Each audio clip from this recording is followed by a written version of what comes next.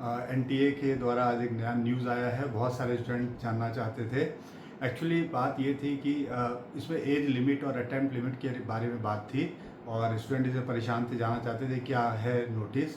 तो एक्चुअली बेटा, जो संसदीय पार्लियामेंट्री बोर्ड था उसमें एनटीए को कल प्रेजेंट होना था। उसमें उन्होंने कुछ अपनी बात रखी थी, तो ये बात जो हाईलाइट होकर बाहर आई है, तो बहुत सारे न्यूज़पेपर इसको अलग तरह से पब्लिश किए हैं, जिसकी वजह से थोड़ा कन्फ्यूज़न क्रिएट हुआ है। तो बेटा, एक्चुअली बात यह है कि एनटीए ने अपना जो प्रस्ताव ये रखा था कि आगे जैसे अपना जो नीट के लिए एक एज लिमिट बनाना चाह रहे थे, ठीक है, लेकिन चूंकि वो 2027 तक जो है वो नहीं हो पाएगा। उसका रीज़न आपको बता दें, क्योंकि एज लिमिट पे सुप्रीम कोर्ट ने स्ट्रिक्टली स्टे लगा दिया था। और जैसे ये बात पहले भी उठी थी, लेकिन सुप्रीम कोर्ट ने 2027 तक, तो अभी इस पे एज लिमिट की बात ही नहीं होगी। तो बेटा एकदम आप निश्चिंत रहिए, इस साल भी नहीं है और अगले 2027 में भी एज लिमिट बिल्कुल नहीं होने वाला है। और दूसरी बात थी कि जो एग्ज़ाम है उसका मोड है, उसको कितने फेज़ में किया जाए, इस पर भी एनटीए ने अपनी बात रखी थी, क्योंकि राधा कृष्णन कमेटी ने बहुत सारी प्रपोजल रखे थे।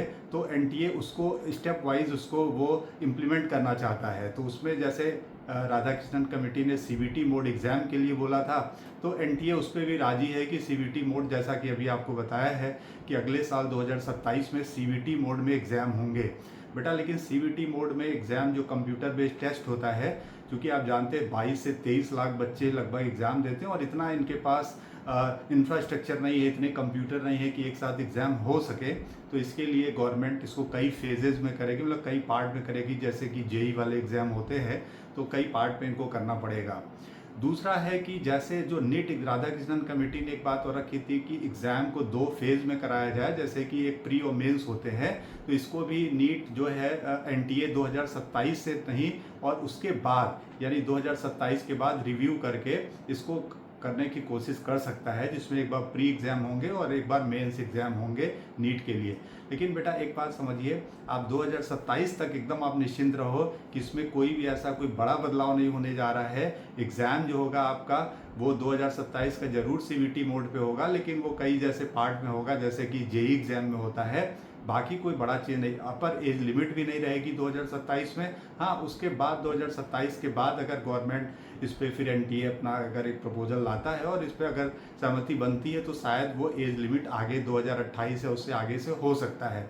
तो बेटा यही न्यूज़ थी, इसमें थोड़ा कन्फ्यूज़न था और बहुत सारे न्यूज़पेपर ने इसको कर दिया कि एज लिमिट होगी, तो बच्चे सोचने लगे कि ऐसा ना नीट एग्ज़ाम में एज लिमिट आ जाए या 2027 में आ जाए।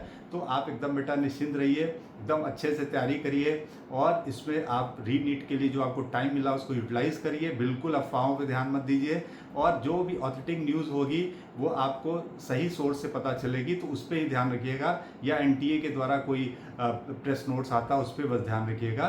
बाकी कोई इस तरह की अगर कोई न्यूज़पेपर